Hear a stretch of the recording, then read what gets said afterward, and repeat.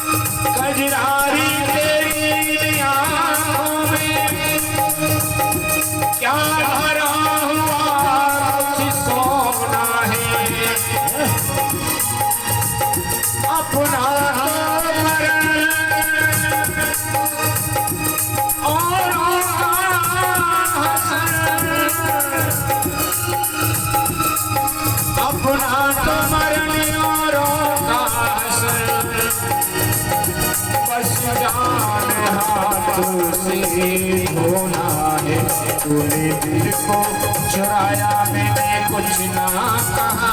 तूने दिल को चुराया, मैंने कुछ ना कहा। तूने दिल को चुराया, मैंने कुछ ना कहा। तूने बड़ा तड़पाया, मैंने कुछ ना कहा। तूने बड़ा तड़पाया, मैंने तूने बड़ा तरसाया, मैंने कुछ ना कहा। तूने बड़ा तड़पाया, मैंने कुछ ना कहा। मेरे भक्ति का रंग तू जमा दे, ये तेरे बिन न रहूं। ऐसी लगन तू लगा दे, मैं तेरे बिन कल न रहूं। श्यामा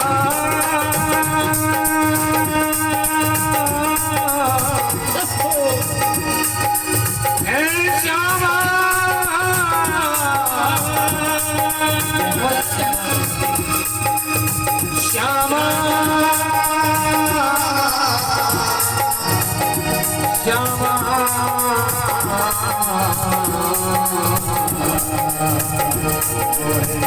ऐसी लगन तेरे बिन न रहूं। ऐसी लगन तू लगा दे, मैं तेरे बिन कल न रहूं। मैं तेरे बिन कल न रहूं। मैं तेरे बिन कल न रहूं।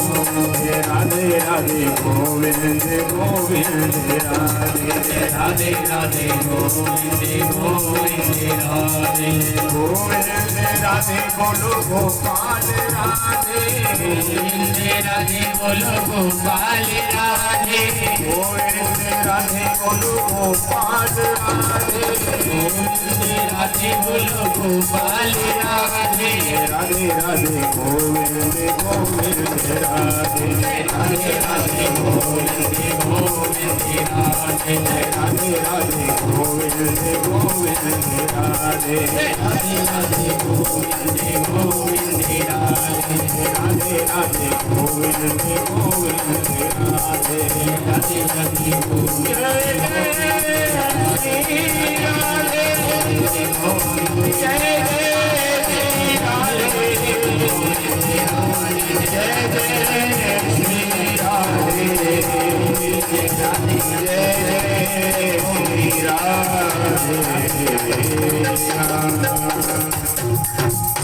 बोली राधा माधव सरकार की जय हो। प्रेम से बोले राधे। चलते हैं तृतीय दिवस की कथा में बड़े भाव के साथ आनंद से कि श्वास श्वास पर भज कृष्ण वृथा श्वास नहीं को ना जाने आशास को आवनी हो ये न हो।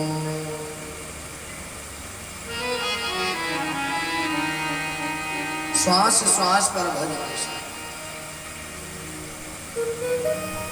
सुखदेव जी महाराज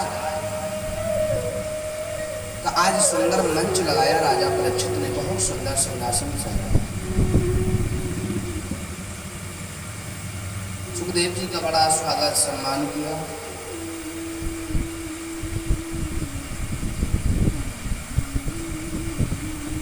सुखदेव मुनि जी ने यही की सुंदर वंदना गाई कि श्वास श्वास पर भज कृष्ण वृथा श्वास नहीं को। हर जीव है, हर मनुष्य कुछ भी कार्य करता रहे लेकिन एक क्षण भगवान का नाम नहीं भूले। सब कुछ भूल जाए लेकिन भगवान का नाम भूले। वैसे कलयुग में तो एक ऐसा भाव है,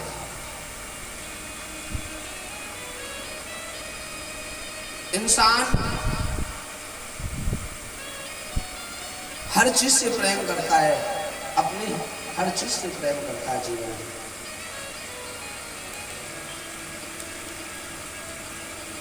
मनुष्य ऐसा प्रेम हर चीज हर वस्तु से रखता है अपने से जो अपनी होती है, लेकिन उतना प्रेम जो अपनी वस्तु से रखता है उतना प्रेम अगर उसमें से आधा प्रेम भी अगर भगवान के प्रति करने लग जाए लगता है उन पर ठाकुर जी की पूर्ण कृपा हो जाएगी।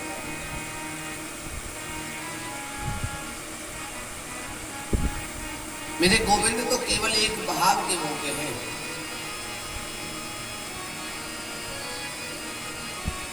सुखदेव जी ने कहा राजन आप बड़े ही सौभाग्यशाली हैं, आपसे बड़ा सौभाग्यशाली कोई नहीं है। आप चलते फिरते जगते उठते बैठते ये गोविंद नाम की माला जो है ना टूटनी नहीं चाहिए, ये चलते रहने। ये नहीं बैठकर के ही करना। तुम्हारे द्वार पर जितने भी ये संत भक्त ब्राह्मण जितने भी यहाँ आए हैं इन सबका तुम जो आदर सत्कार बड़ा सम्मान करना। यही भक्त जो है किसी को कोई शंका ना पहुंचे, जितने भी भक्त जो है कथा में पहुंचे, यही तुम्हारा जीवन का कर्तव्य है। यहीं से आपको मुक्ति मिल जाएगी।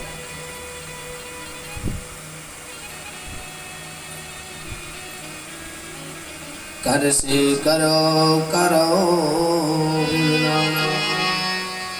कर से कर्म करो विदनाना। बोले आप केवल अपना कर्म करते जाना, फल की इच्छा मत करना। जानता है फल देने वाला, वो ये भी जानता है कि मेरे भक्त को किस चीज की आवश्यकता है, इसे क्या देना है, लेकिन जब तक समय नहीं आ जाता तब तक नहीं मिलता। बिना इसकी मर्जी के कोई कार्य नहीं होता। जब तक इसकी कृपा नहीं होगी, मेरे गोविंद की कृपा नहीं होगी, तो कोई कार्य नहीं होगा। जैसे कि उद्धव जो है भगवान के मंत्री हैं, सखा हैं, सारी व्यवस्था को देखभाल को उद्धव रखते हैं। उद्धव जो है मंत्री है। तो उद्धव ने जब भगवान के 16,100 विवाह हो रहे थे ना, तो उद्धव ने कहा कि आज भगवान आपका विवाह गोविंद ऐसा करेंगे जो सब देखते रह जाए, हम ब्रजवासी। आज भगवाड़ों में जो है चारों तरफ जो जिसका स्वागत होगा ना, उसके अंदर दूध भरा जाएगा, दूध। तो कन्हैया ने कहा उद्धव ये कार्य आपको अच्छा लगता होगा, लेकिन हमें तो अच्छा नहीं लगता, बाकी आपकी इच्छा है तो नहीं महाराज। अब के सभी द्वारका वासियों का ऐसा स्वागत होगा, सब जो है अपने अपने घर से बोल दिया जाएगा कि सब अपने अपने घर से दूध लेकर के आए। मेरे गोविंद ने कही हमारा मन तो है नहीं, अगर आप करना चाहते हो तो करो। आवाज लगवा दी। देखा सभी द्वारकावासी जितने भी है ना, वो सब आए। सबने मन में एक ही विचार बनाया, हम तो अपने यहाँ से चलते चलते पड़ोसी ही दूध ले जाएंगे। इसको क्या पता चलेगी ये द्वारका बहुत बड़ी है।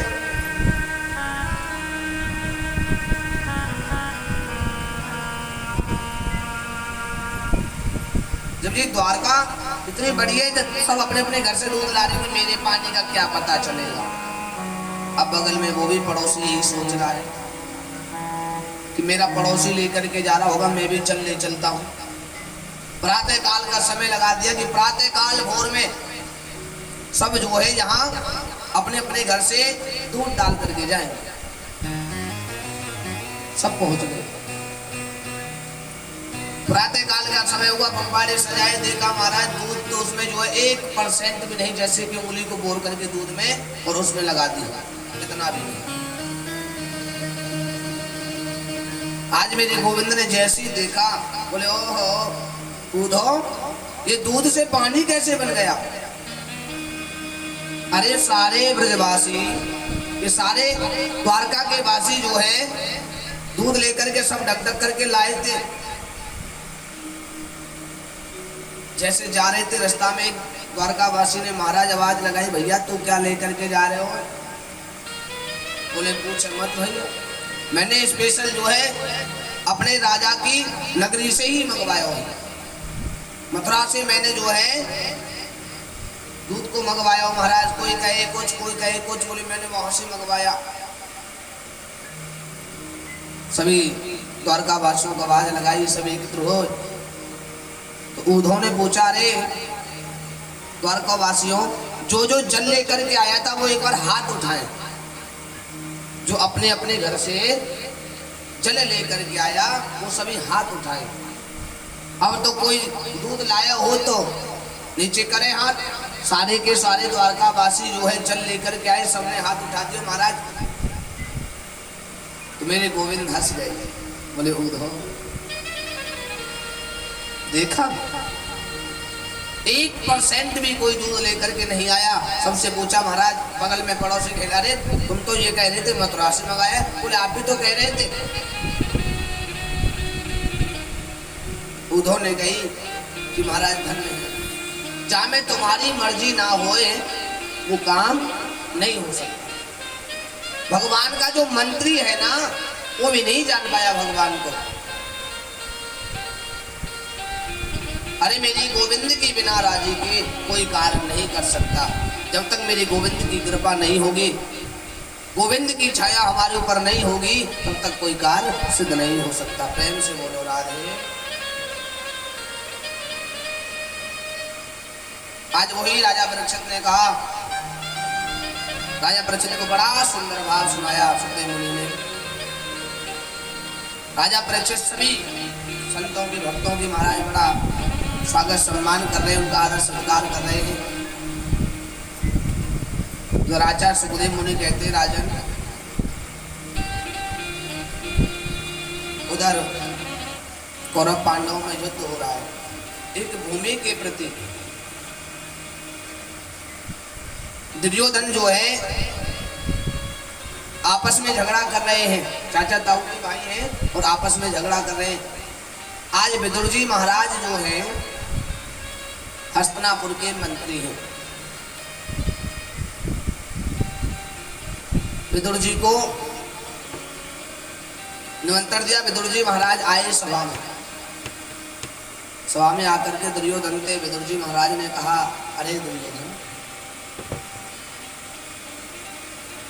ये जो भूमि आपने इनकी रख रखी है, अपने पास ले रखी है, आपस में आप चाचा ताऊ के तो भाई हैं, अरे इनका हिस्सा आप इन्हें दे दे और अपना अपने पास रखें। कहते हैं दूसरे का हक खाने से बुद्धि जो है काम करना बंद कर देती है।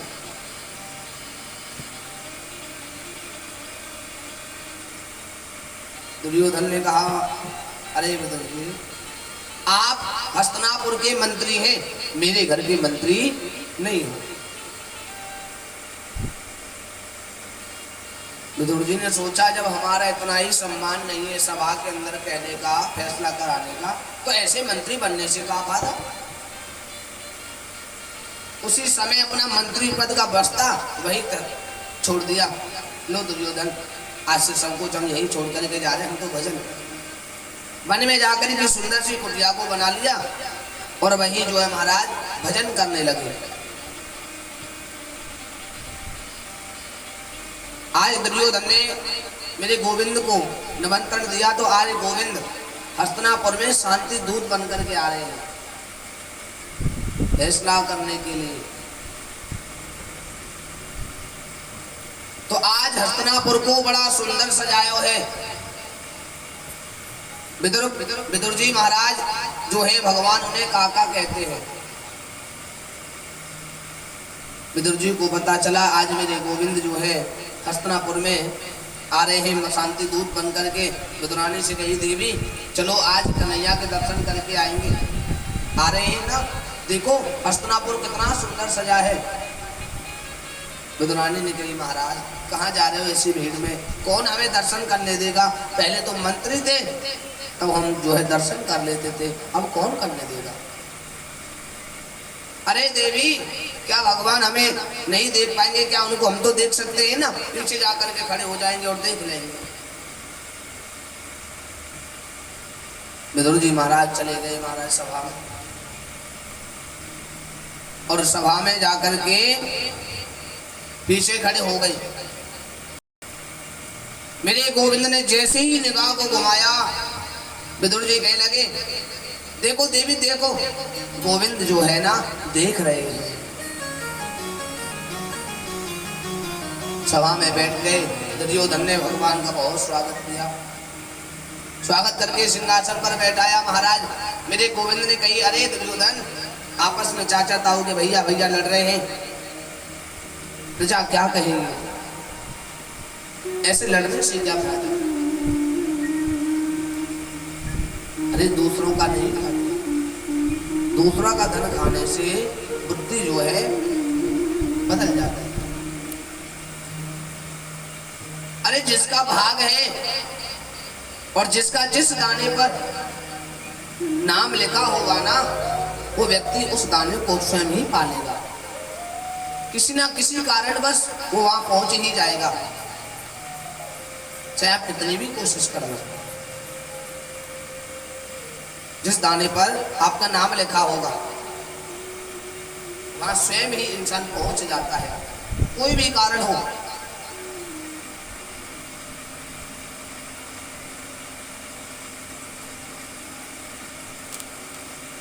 कन्हैया ने कहा, दुर्योधन सब कुछ जो है इनका ऐसा इनको दे दो।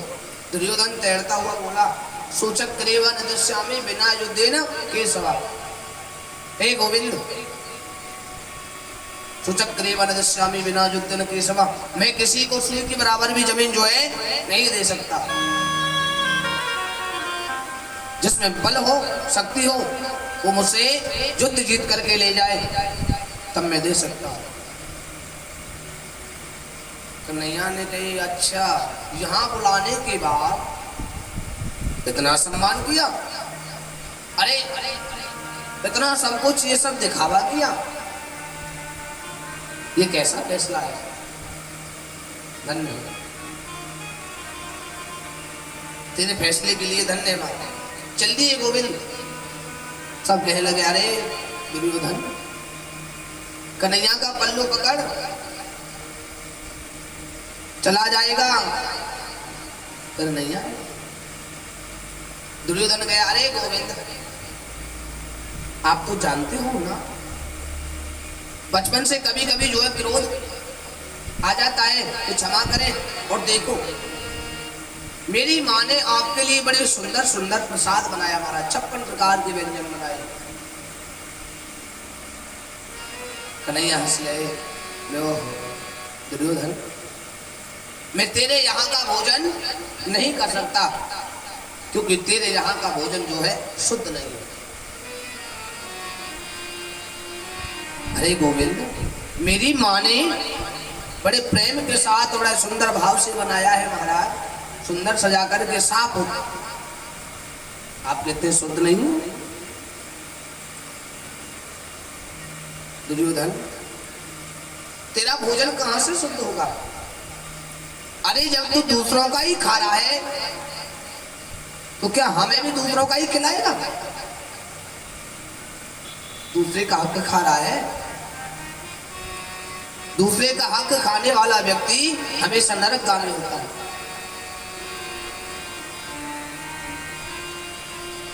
और तुम अपने स्वयं अपने भाइयों का ही खा रहे हैं तो क्या होगा? मैं तेरे यहाँ का भोजन नहीं कर सकता। हे गोविंद, मेरी माँ ने बड़े प्रेम के बड़े भाव के साथ में बनाया आपके लिए व्यंजन। और देख दुर्योधन, में तो केवल एक बात और है, मैं तो केवल भोजन वही करता हूँ, भोजन कराने वाले के अंदर भाव हो और भोजन करने वाले के पेट में भूख हो, मुझे तो भोजन करने में वही आनंद आता है।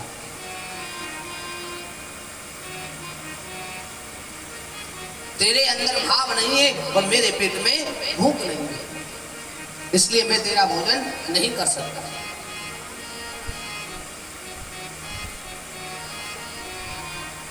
और हाँ, आज तो मेरा भोजन विदुर काका के घर है। दुर्योधन ने कहा अरे महाराज, आप तो विदुर काका जी जो है पहले मंत्री थे, मंत्री नहीं है, अब तो एक झोपड़ी बना करके रहते हैं। और गोविंद, आप तो सीधे यहां आए हो मेरे पास, उनसे कब मिले?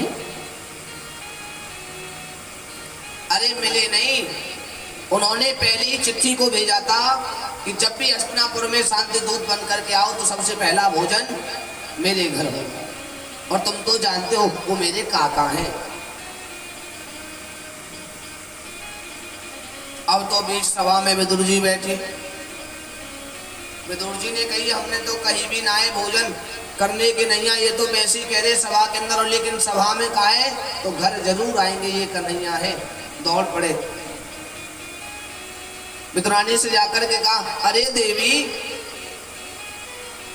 तुम जल्दी से गोबर को चौका लगाओ, कछु देर में हमारा कन्हैया आने वालों है।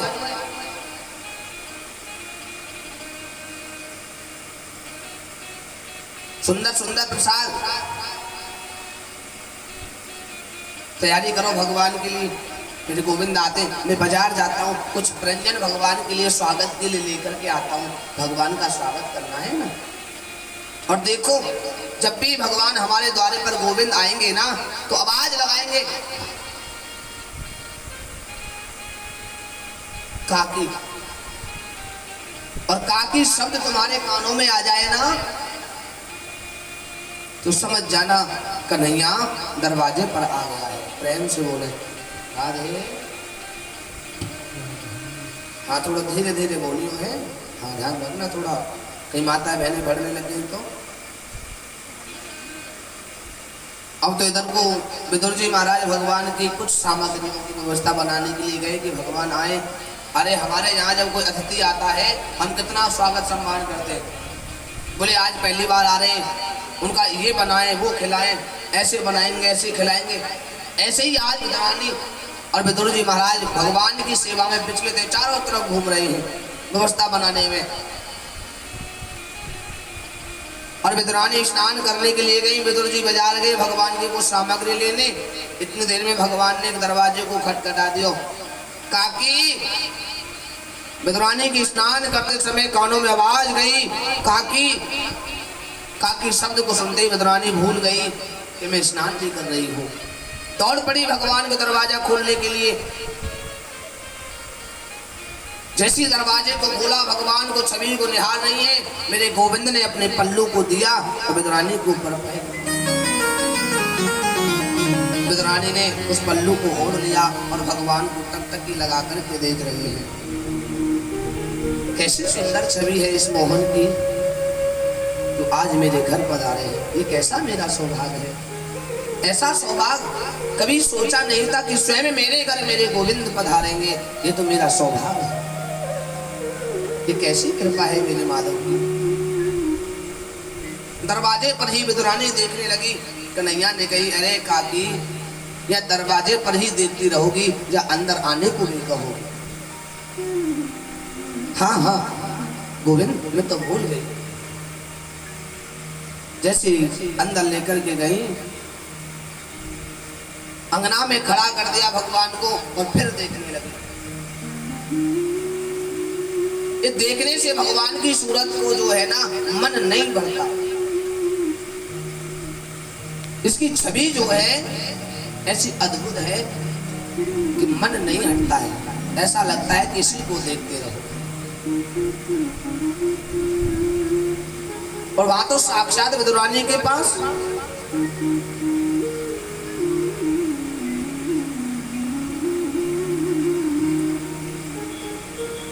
पहुंच गए भगवान। तो आज विदुरानी तो देखेगी महाराज, डूब गई भाव में, ऐसी भाव हो गई।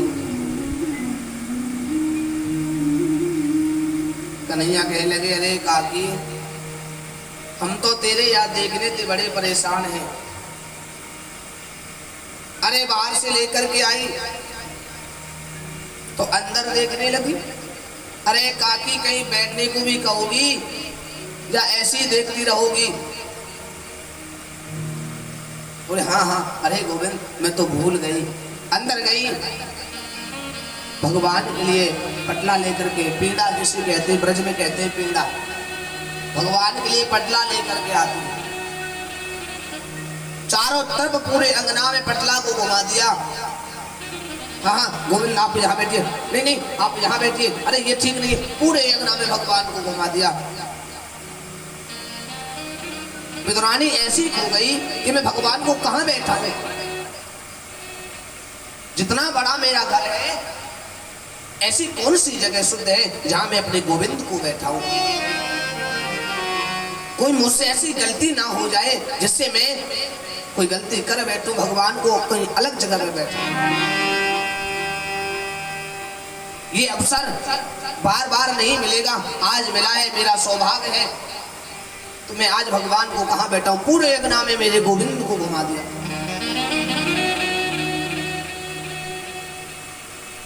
एक कोने में जगह मिली, वहां जो है पटला को उल्टा बिछा दिया। खो गई भाव में। मेरे कन्हैया ने भी ये नहीं देखा कि ये पटला उल्टा है या सीधा है। उसी पटले पे बैठ गए, पेट पर हाथ फैला कर कहने लगे, अरे काकी, बड़ी जोर से भूख लगी है, कछु खावे को मिलेगा? और भाव में खो गई, डूब गई कि मैं आज अपने कन्हैया को अपने हाथों से खिलाऊंगी। ये कभी नहीं सोचा था मैंने अपने जीवन में।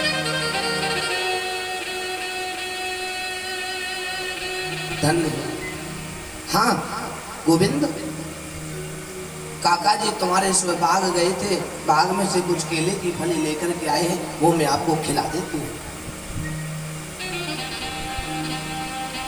सुंदर केला की फली को टोकरी में सजा करके विदुरानी ला रही है।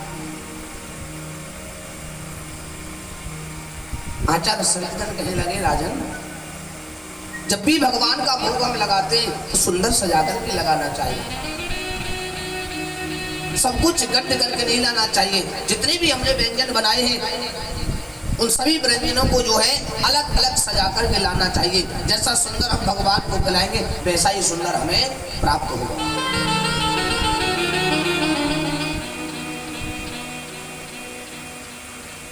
मेरा गोविंद कहता है कि जैसा शुद्ध खाओगे वैसा ही सामने वाले को आप शुद्ध खिलाओ, उससे जो मन एकाग्र रहेगा।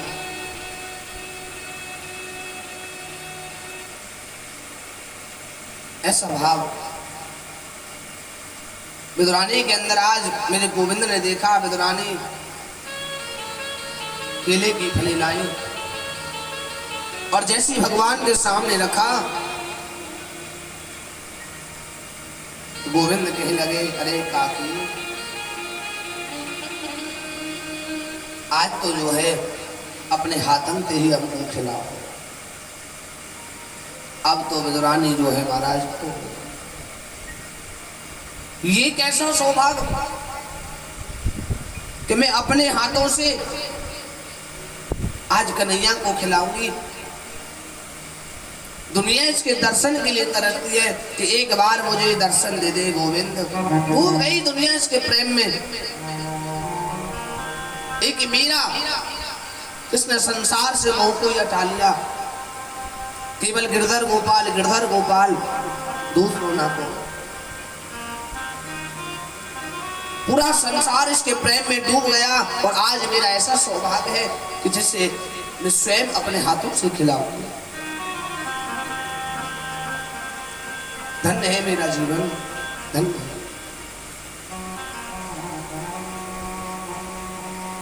ये नहीं सोचा था कि आज मैं लीलाधर को अपने हाथों से केला खिला। भाव में होकर के आज जैसे केला को छीला, केले की गिरी को एक साइड में रख दिया और छिलका भगवान को खिला दिया। मेरे गोविंद को ये भी नहीं पता कि मैं केले की गिरी खा रहा हूं या छिलके खा रहा हूं।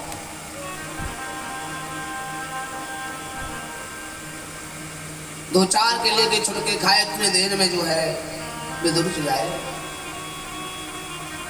विदुर जी ने देखा विदुरानी भगवान को छिलके खिला रही है। आवाज लगाते हैं, हे देवी ये तुमने क्या कर दिया? विदुरानी का बाल खुला क्या? नहीं, विदुरानी ने सोचा लगता है इसलिए कह रहे होंगे कि ये किसी के हाथ से नहीं खाते होंगे, तेरे हाथ से छुल के खाते, केले खा रहे। लेकिन ये इतने दयालु है, अगर भक्त इनके सामने झुक जाए ना तो बड़ी जल्दी दया कर जाए। विदुरानी ने लगता है इनसे ये कहा होगा कि गोविंद आज मैं तुम्हें अपने हाथ से खिला देती हूँ। जैसी विदुरानी के हाथ में छुलका देगा, अरे देवी पहली बार गोविंद आया और तुमने ये स्वागत किया। पहली बार में ही गोविंद के स्वागत में आपने छिलके खिलाए। विदुरानी का भाव खुल गया।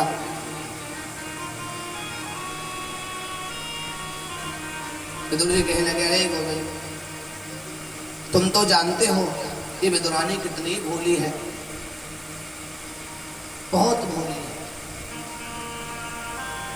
गलती से आपको केले के छिलके खिला दिए, क्षमा करना गोविंद।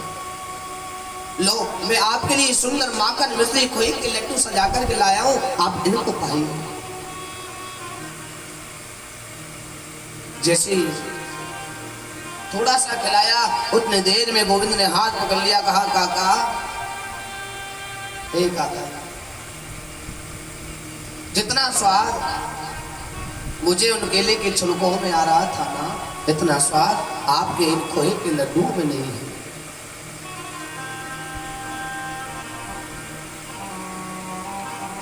विदुर जी के नेत्र सजल हो गए, विदुरानी भाव में आंसू आ गए, डूब गए।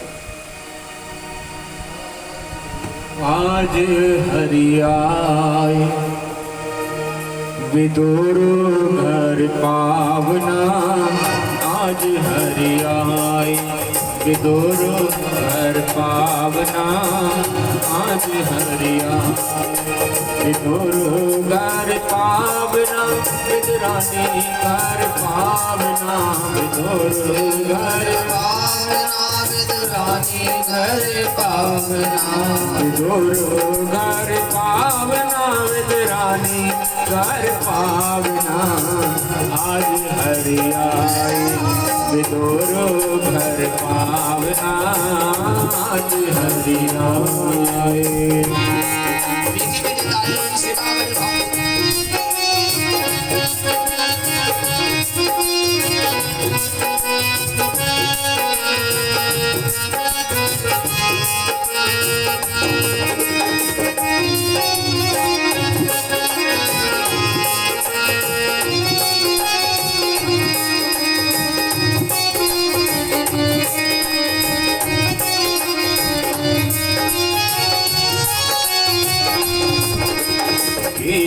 बड़े प्रेम से लाई, गिर गिरी सबने गिराई, लीला बड़े प्रेम से लाई, गिर गिरी सबने गिराई, लीला बड़े प्रेम सो लाई, गिर गिरी सबने गिराई, छिलका देत श्याम मुख माही, छिलका देत श्याम मुख माही, लागे परम सुहावना, आज हरियाय विदुर घर पावना, आज हरियाय।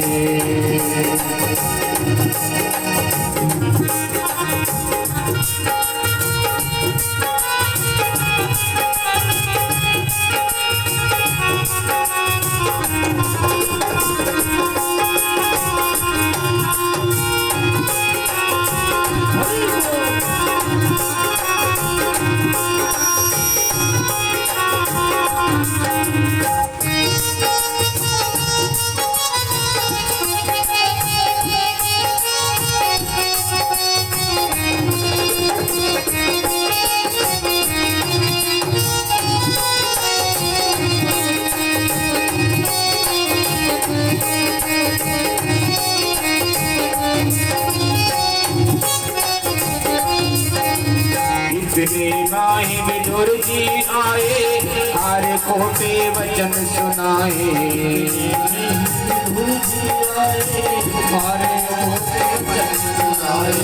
इतने माही विदुर जी आए, छिलका देख नयन जल खाए, इतने माही विदुर जी आए, छिलका देख नयन जल खाए, हारे खोटे वचन सुनाए, हारे खोटे हर कहाँ लुटाई भावना, आज हरियाय विदुर घर पावना, आज हरियाय विदुर घर पावना, विदुरानी घर पावना, विदुर घर पावना, विदुरानी घर पावना, आज हरियाय विदुर घर पावना, आज हरियाय।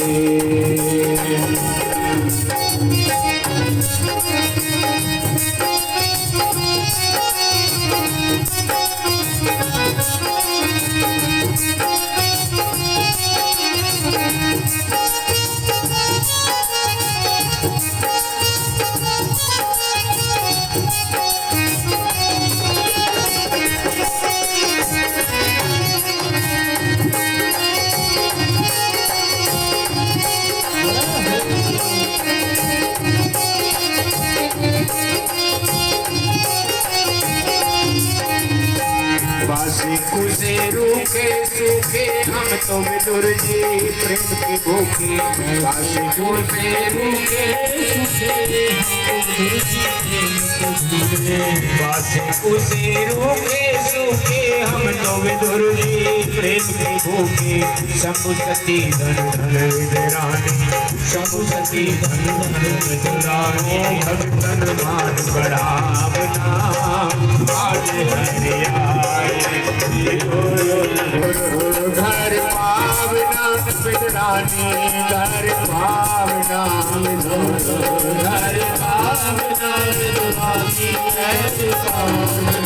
विदुर घर पावना विदुरानी घर पावना आज हरियाए विदुर घर पावना आज हरियाए विदुर घर पावना घर पावना विदुर घर पावना। बोली भक्तवत्सल भगवान की।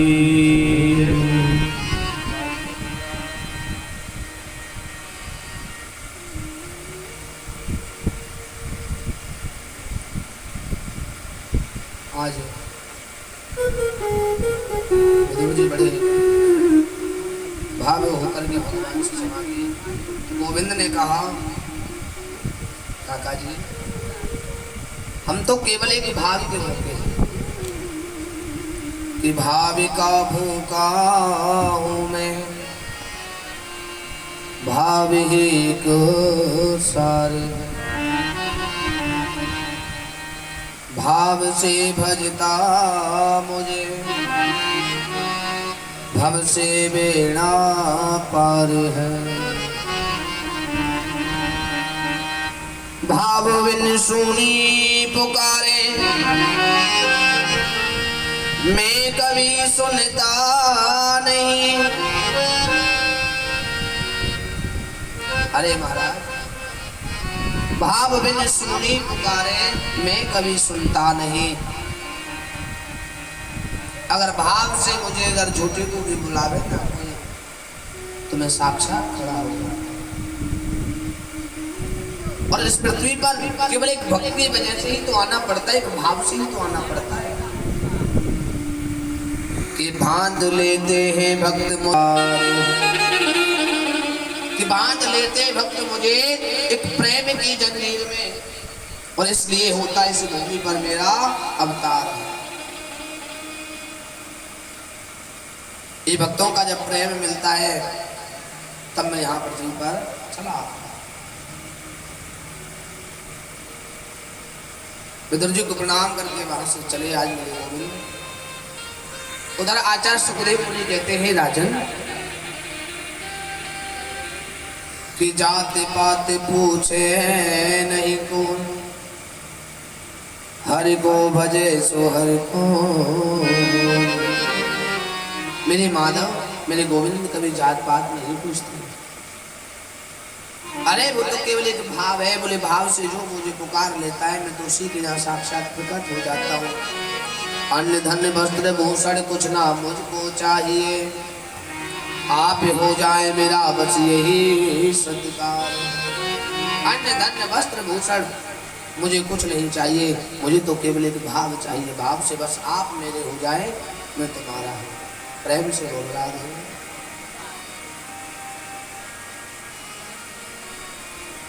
आज कर्दम मुनि जी महाराज जिन्होंने विवाह के लिए संकल्प कर लिया कि मेरा विवाह हो जाए, मैं विवाह करूं, 40 वर्षों तक तपस्या करी। 40 वर्षों तक जब तपस्या करी, तपस्या करने के बाद प्रभु साक्षात खड़े हो गए। बोले महाराज आपने तपस्या जो करी थी आप मांगे। कर्दम मुनि जी हाथ जोड़ करके क्षमा कर याचना करने लगे। महाराज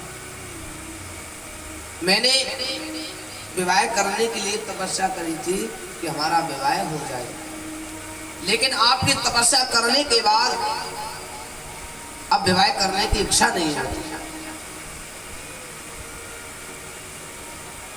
प्रभु ने कहा नहीं, अब तो आपको विवाह करना होगा। अगर आप विवाह नहीं करोगे, कोई भक्त तपस्या पर बैठेगा तो किसी का कार्य पूर्ण नहीं होगा। कोई कहेगा बोले महाराज 40 साल कर्दम मुनि जी ने विवाह के लिए तपस्या करी, उनका विवाह तो हुआ नहीं, कि हम 2-4 महीने भगवान का भजन करें कि हमारा विवाह हो जाएगा।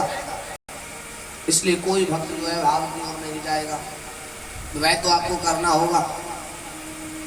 शंभु मनु जी महाराज हैं, उनके 2 पुत्र हैं, 3 पुत्रियां हैं। बीच वाली पुत्री है देवहूति।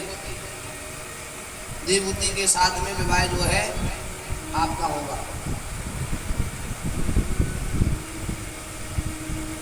उतना जब सुना कि उनके साथ में विवाह होगा, तब वो विवाह की इच्छा तो नहीं है, बाकी के जो आप कहते हैं ठीक। मेरी भी एक शर्त होगी आपसे, बताओ महाराज क्या शर्त होगी? शर्त यह है कि आपको मेरे यहाँ स्वयं पुत्र बन करके आना होगा। प्रेम से बोले राधे। माताएं हमारी जो बेटी हैं घोटू भाती में बोलो और बतराओ मत। हाँ, कहते हैं भगवान की कथा जो है बिल्कुल शांति से सुनने के लिए बताइए। बोलने के लिए कहा जाता है कब? कीर्तन। भगवान की कथा को तो केवल सुने, और बोलने को कहा जाता है तब बोलो कीर्तन। तब आप नहीं बोलते, तब तो कीर्तन को सुनते हैं। नहीं, भगवान की कथा में तो जो बोलने के लिए है तो कीर्तन है, और सुनने को है तो भगवान की कथा है।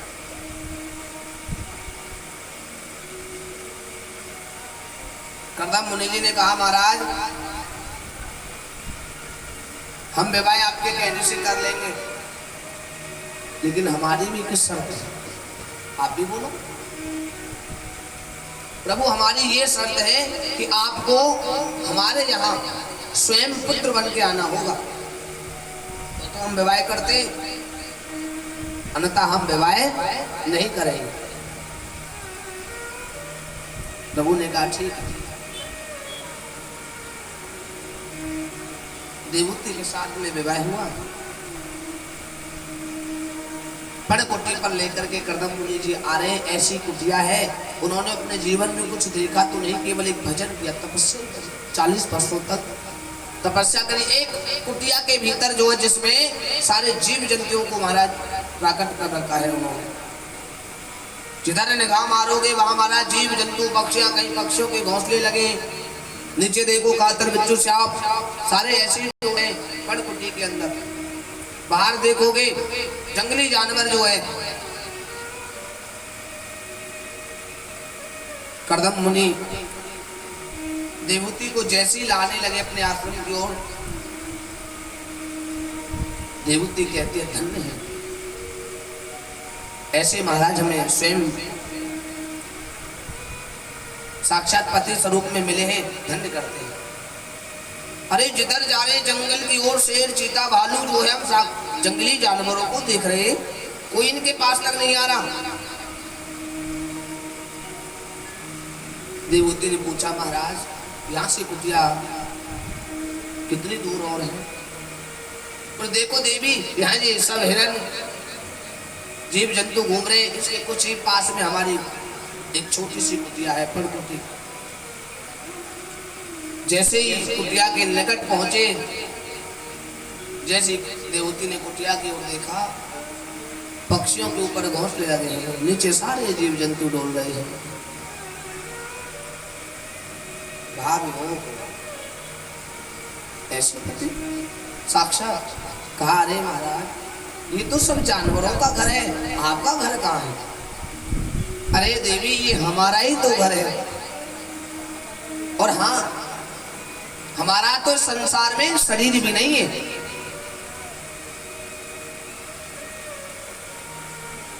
संसार में हमारा कुछ नहीं है। हमारा कहते हो, हमारा क्या है? बोल हमारा शरीर भी नहीं है। ये भी साथ छोड़ देता है। जब वृद्ध अवस्था की ओर जाते तो हाथ पैर काम करना बंद कर देते हैं। ये भी अपना नहीं है। ये दो हाथ जिनसे हम भोजन करते हैं, दान करते, कर्म करते, लेकिन वृद्ध अवस्था की